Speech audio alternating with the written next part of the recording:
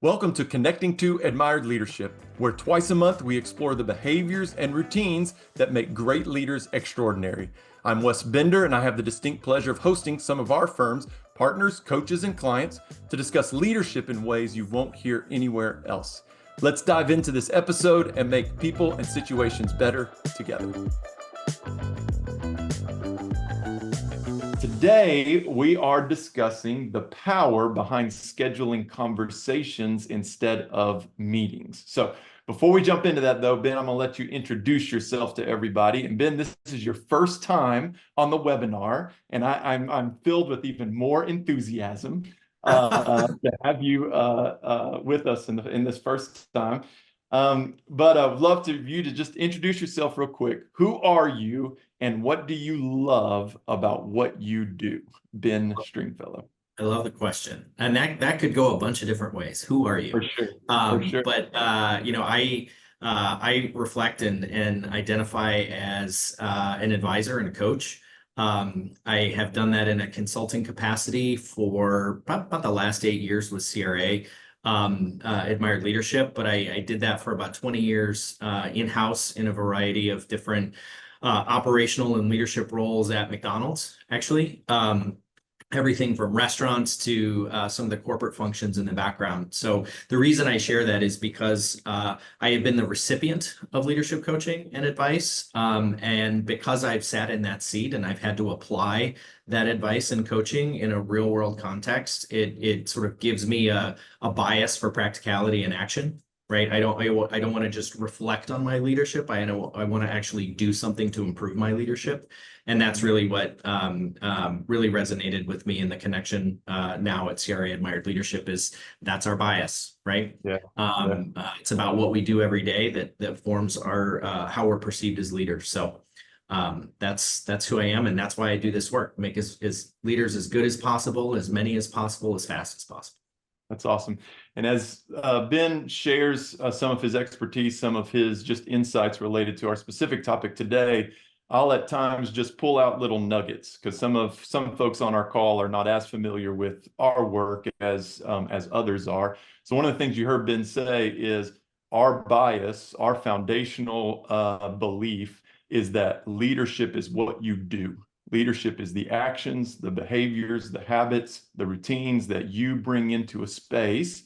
And based on that action, people and situations are made better because you're in that space as well. And so we believe in very, again, actionable, practical leadership coaching along the way. So Ben, it's interesting you said some of the things you did, Ben, because what I was going to say about you from my perspective of interacting with you, Ben is one of the busiest people in the world. You may have heard when first logged in, we're finding him in a brief moment where he's actually in the office. He's usually traveling all over the place. But every time I'm around Ben or been on calls with Ben or our firm meetings, we meet 6 times throughout the year.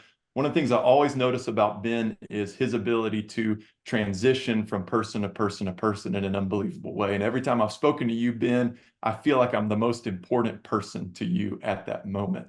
And it's really, I think, a shining example of your of how much you've gained, as you said, from a coaching experience and how you really, interact in that way as well. So again, very excited to have you today. All right, I'm going to tee you up a little bit with this topic and then let you run with it. Okay, conversations instead of meetings. I was thinking about this over the weekend. My spouse and my kids had a very busy weekend entering in. So we had some meetings to lay out the schedule for the weekend. I've got 2 drivers in my family. We actually called these Bender GP gatherings. And GP stands for game plan. So we gather everybody together for a busy weekend and say, here's the game plan. And so everyone gets where they need to be with who they're supposed to be with, all those kind of things throughout the weekend.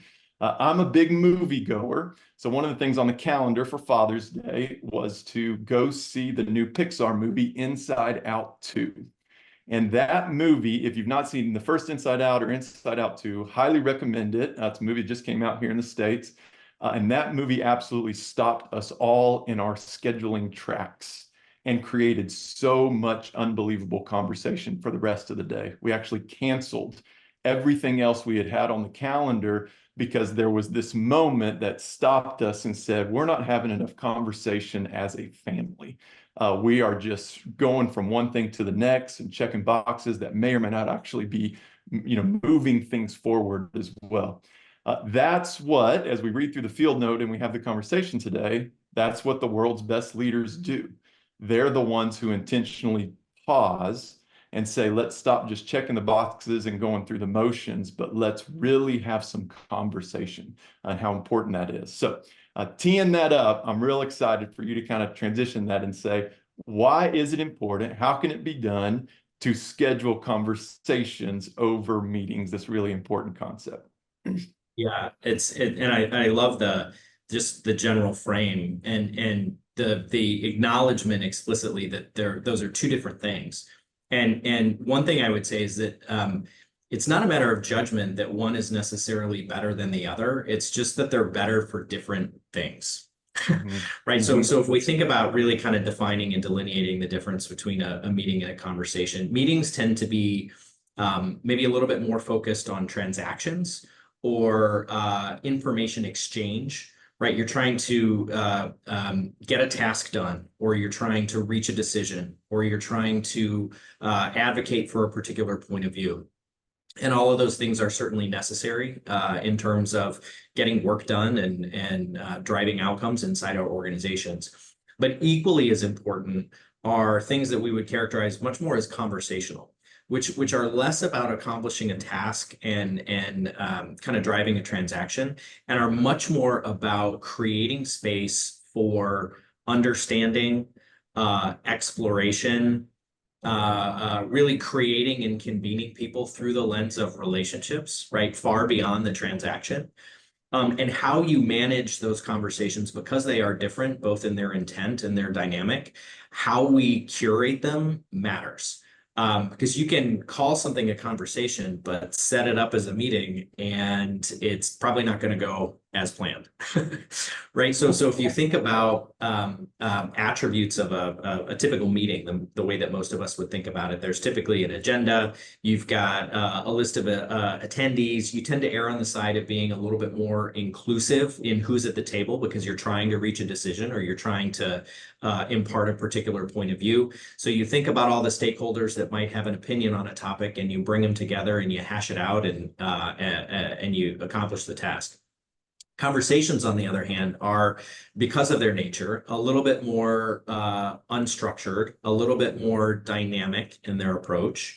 And to truly ensure richness of a conversation, they tend to involve, fewer people than maybe a traditional meeting might be. So maybe you might have 15 people at a meeting. When you're trying to, go through an agenda, you might have 6 or 7 people scheduled in a conversation that's really focused on exploration or creating a common understanding among a particular group. I think also how those agendas are driven are quite different. So meeting agendas tend to be topical in nature. They might be task focused. They might be sequential. Conversations, because they're a little bit more exploratory and designed to really create more shared understanding, they might be more question based.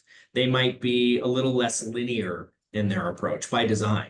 You kind of follow the energy of the conversation, and there may not necessarily be a desired or an anticipated outcome or end state in that conversation. Because again, the goal isn't necessarily to accomplish a task. The goal is to create space for conversation where people are learning about each other, or learning about particular points of view, or learning about people's motivations and why they care about certain things.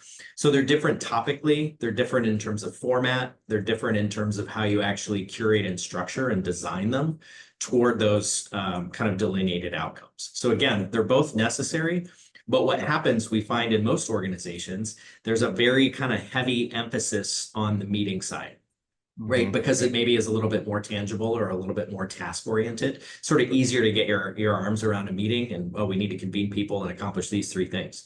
versus taking a step back to your point earlier and thinking very deliberately around what are the conversations that we might want to create amongst a group of people? What are topics that we want to understand how people are thinking and feeling about a particular topic?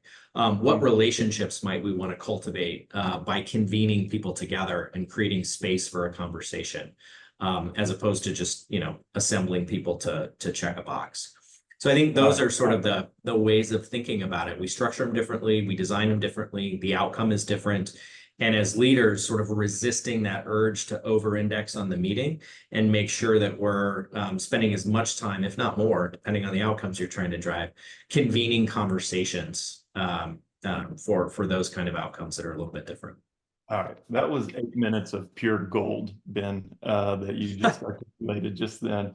I'm going to tee you up for our next question, because I just wrote down 5 more questions just in what you were saying, to dig a little deeper for everybody that's on the call right now.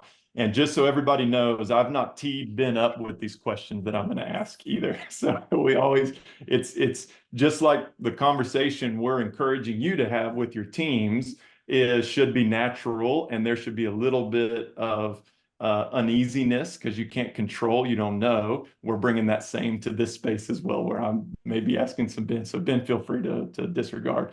But before I do that, we also want to open it up.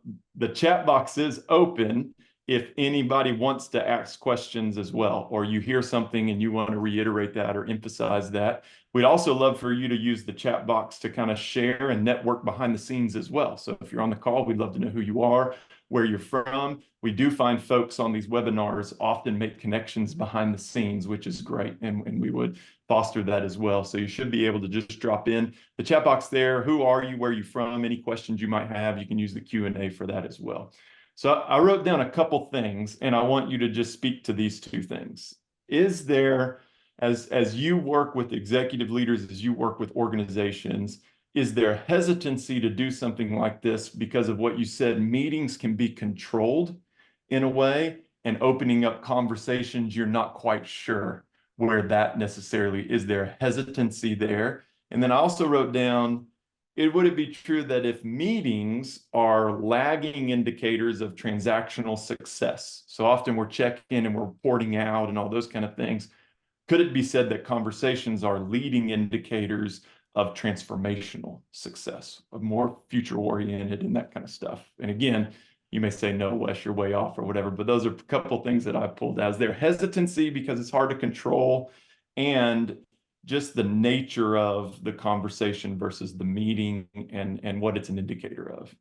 Yeah, I think they're both great questions and observations. I think the first one, at least in my experience, is largely contextual. I do think that there can be some hesitance, and I find that hesitance exists to a greater degree in highly operational or mechanistic type of corporate cultures and organizations where kind of formulaic, linear, task-based operations are kind of highly rewarded and highly regarded inside an organization. Sometimes that cultural norm can make it more difficult for people to want to balance that with more conversational, dynamic kinds of pieces. And one of the pieces of advice that I often give in that context, though, is if you actually look at longer term benefits inside an organization in terms of feelings of connection, in terms of people feeling that they have a forum to express new ideas, innovation, things like that maybe are a little less linear and maybe a little bit more dynamic in a way,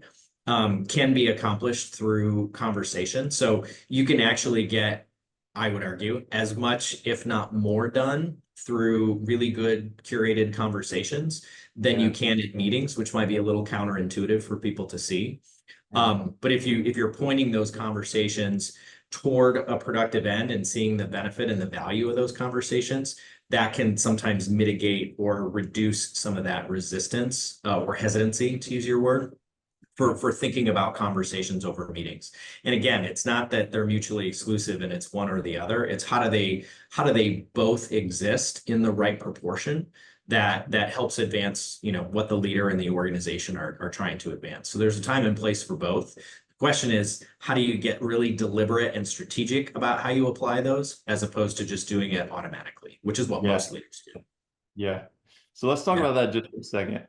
So I'm sure we've got folks on the call or listening to the recording right now that's like, that makes great sense. Obviously, I can see how conversations would drive things forward. I can see how conversations could move the needle for our organization, create growth in a way that meetings would not be able to, based on all this. On a practical level, is this something that everybody can go and do with their boards and their most high functioning teams right now? Or are there some things, is it a muscle that you need to build up in order to start driving those conversations? If somebody was to want to really take this to the practical level and say, okay, this is something I'm going to hang my hat on that I think could really drive our team forward, what's some advice on taking it and implementing it into action? Yeah, really important question. Because what you don't want to do is sort of the whiplash effect of like, depending on the norms of your organization, all of a sudden you start, the pendulum swings over here and people are like, this doesn't feel like us. Yeah. So I Yeah. think part of it is really assessing and understanding existing norms in the organization.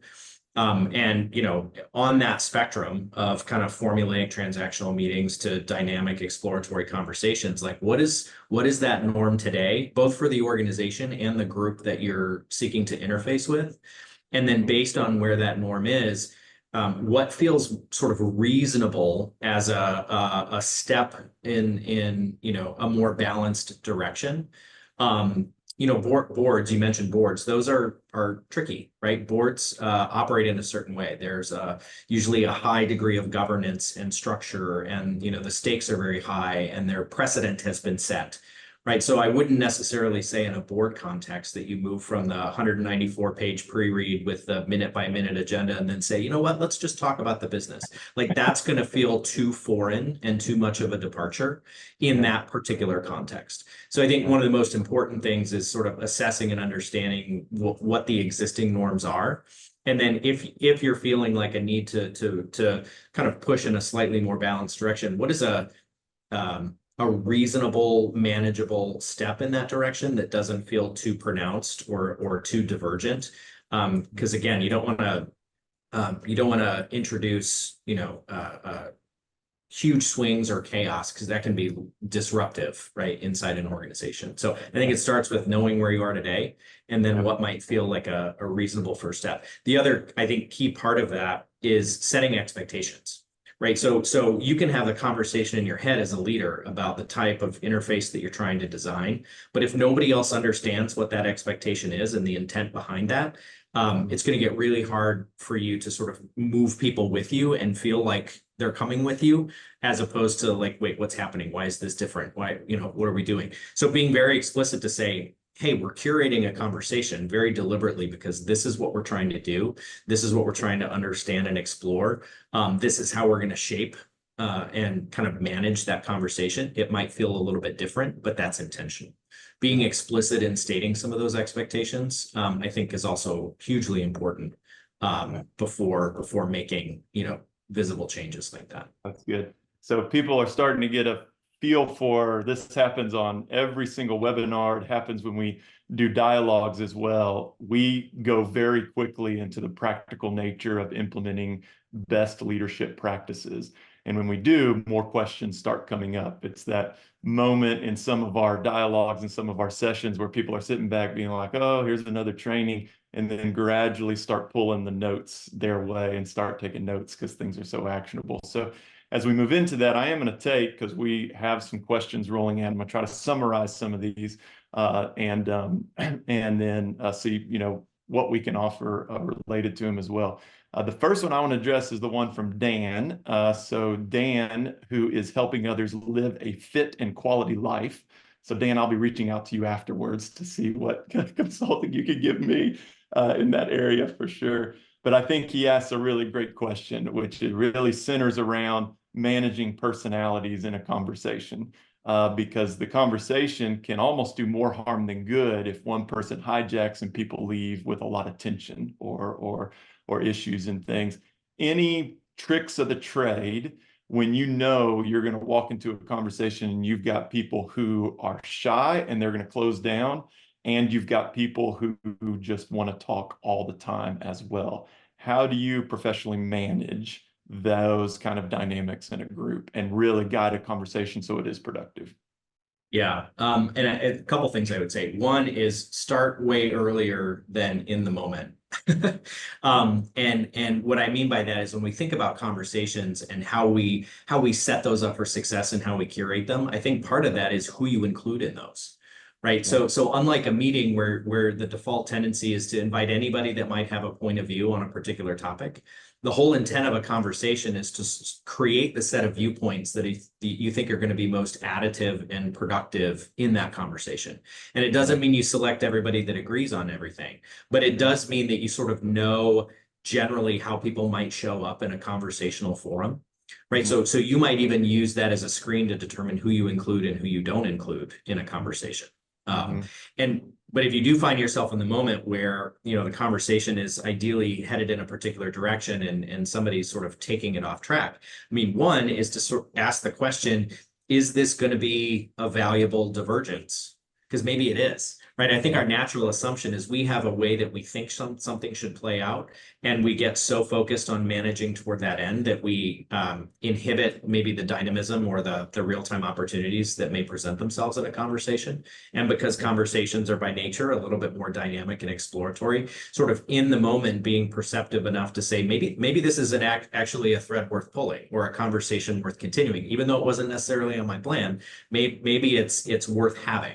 So being open to sort of those fortuitous opportunities that present themselves, because you may find it adds a whole new level of richness to the discussion that you weren't even anticipating. If it is truly kind of a distraction, though, where you know what, it's derailing or it's sort of becoming counterproductive, I think just like we do in normal conversations, the ability to sort of bring people back to the center or toward the desired purpose in a relational way, right? Without cutting somebody off. But there are so many little phrases that you can interject with, like, that's a really interesting point. Like, what does so-and-so believe about that topic? Or, I hear you in that context. I'd be interested in other people's perspectives and the same thing. One of the most powerful ways to sort of dial down the volume on a loud voice is to dial up the volume on another voice that might be a little bit more quiet in that conversation. So then it's less about stifling the individual and more about sort of creating the space for the rest of the participants in that conversation to add a point of view that could, help get that conversation back on track. So I think it starts like really good planning, being open to positive changes. But if it is really truly a distraction, actually use the others in the room as a way to balance out that noise if it presents itself. All right, I'm gonna tee you up with two more questions. Hard to believe we only have 5 minutes left on our call today, and appreciate all the great questions that are coming in. Obviously, happy to schedule some additional time with anybody if you want to have some more conversation too. I'm going to tee you up with the questions, and then I'm going to tell everybody some things that I'm going to drop in the chat box. That'll just be some ad things if people want some follow-up. So I think you can take these questions pretty easily. Number one is, how does the concept scale for larger teams? Obviously, you can't have a conversation with 40 people, in a room in a very productive way. And then I think part of that was, how do you ensure some people don't feel excluded, right? Where a meeting would typically have a large group of people, the conversation is smaller, so how do you weed that out? And then for lower level folks in an organization who know that a conversation might be healthy, what's a good way for them to recommend that or push for that within the organization? So how do you balance larger numbers of folks? And then also, how does a lower level person really encourage and almost lead up in a way? Is that even possible? As you answer those questions for everybody, I'm going to drop 4 links in the chat box. These are just, if you're not a member or subscriber to our field notes, there's some practical nuggets that come out every day. There'll also be some links in there if you want to schedule some additional time after this. We're not going to get to all the questions today. So Ben, those two, go ahead. Love it. Both great questions. And the first, I would say, if you've got kind of a larger team, it's like, how do you create conversation at scale is essentially a way to think about it. And the way I tend to think about that is in 2 primary ways. One break that larger group up into a series of smaller groups where conversation can unfold kind of in the right way and with the right dynamic. And there may be natural delineations to do that, either random selections of people, or you do it by level or functional area of expertise, or whatever sort of delineation may make sense. That's one way to do it, where you're actually assembling a series of smaller conversations that then might feed into a broader conversation. So think about almost like conversations are the pre-work in advance of the meeting. So how do you use conversations and meetings in tandem for their desired effect? So you can actually curate smaller conversations that then you assemble the insights and the pieces and parts from those and bring those to a larger group context. Another way is to think about creating conversation even more kind of individually, right? So if you can't necessarily get to everybody in the group of 40, who are the 3 or 4 perspectives that you think would be particularly compelling or interesting or insightful? And how do you gather those in the right context and then bring those to another conversation? So even representing perspective that's not in the room, but bringing that to a conversation because you've made the effort and had the insight and foresight to actually plan for that and collect that in advance. Those are a couple ways to maybe think about that. The second question around, how do you sort of advocate for that and influence up in that context? I think without indicting the organizational norms, I don't know that many people would argue with the idea that creating space for conversation can be a valuable exercise. And I think even just delineating the frame of what's the difference between a meeting and a conversation, and then inviting some self-reflection at the organizational level around how is our relative balance there, right? So without sort of saying that we're doing it wrong, I think it is possible for anybody at any level to say, hey, are we creating space for conversation that could be really productive in helping to drive this particular outcome? Are there additional conversations that we might want to create in addition to the meetings that we're already doing that could be helpful or additive? So taking it out of the lens of judgment and more maybe through the lens of observation as a way to do that, and even invoking the frame. Because when you put a label on things, right, then people are able to sort of diagnose and assess. So even just introducing the frame that we're talking about the difference between the two, can create a heightened degree of awareness and kind of objective assessment around where might we create more conversation. That's awesome. That was very impressive that you were able to answer both of those in 3-minute time frame. You've trained me well, Wes. We do have to go, but I think that's the 3rd time over the last week I've heard some of our partners like you and our coaches say the importance of making observations and the importance of asking great questions to really drive change or drive to something, not telling somebody we should, but just making observations and just asking great questions. And that's an incredible behavior that can move up or down the ladder as leaders as well. All right, it's great to have everybody today. We do need to go. Ben, any final remarks, any final words of wisdom, any final pieces of encouragement to all the leaders we have on the call today? The one thing I would say is just bring it to the forefront of your consciousness and how you think about creating conversation. I mean, I think that's half the battle, right? Is really being deliberate in our methods and routines. So just asking the simple question, do I need a meeting or do I need a conversation? And then depending on the answer to that, how do I structure and curate the circumstances accordingly? But I think that can go such a long way. It's such an easy thing to do. Most people do it accidentally or subconsciously. We want people to think very deliberately and strategically about how they do it intentionally. Yeah, that's awesome. Lots of ways to connect with us, practical content, having these conversations. We look forward to sharing more in the upcoming weeks and months, and would love to connect out with you as well. Ben, thank you so much for your time today. Everyone have a spectacular rest of your day or evening or morning or wherever you are in the world. Cheers, everybody. Thanks, everybody. Stay well.